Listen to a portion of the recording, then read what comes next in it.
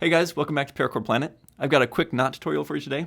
This is called the round turn and 2 half hitches, which isn't a very exciting name, but it's a very easy to remember knot. And so if you need to tie a rope to an object, this is a good one to keep in the back of your memory.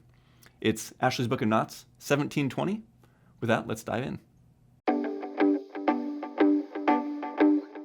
So tying it is super simple.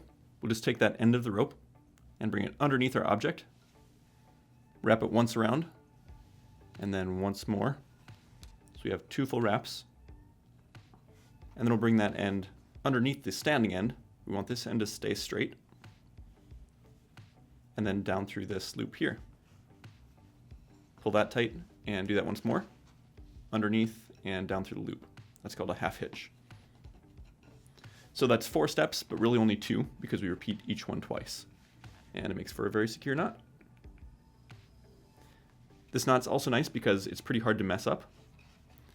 If you happen to tie it wrong, you've got your 2 wraps around, and instead you go over the standing end instead of under.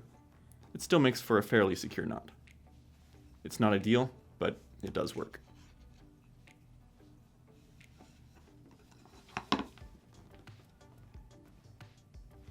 I'm going to show you one more knot that's just a slight variation of this one, and probably more common. But a little bit harder to remember how to tie. It's called the anchor bend, or the fisherman's bend. And it's not a bend at all. A bend is where you tie 2 cords together. So a double fisherman's knot is a real bend. And that looks like this.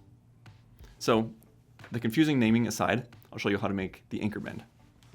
We'll take that cord and put it underneath the object, just like before, and do our 2 wraps around.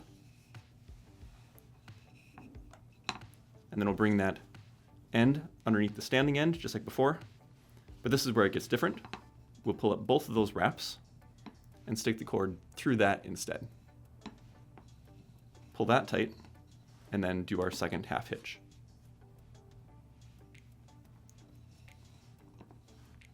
So this one, because that cord goes underneath right up against the object, there's a lot of friction there, and that's not going to come undone.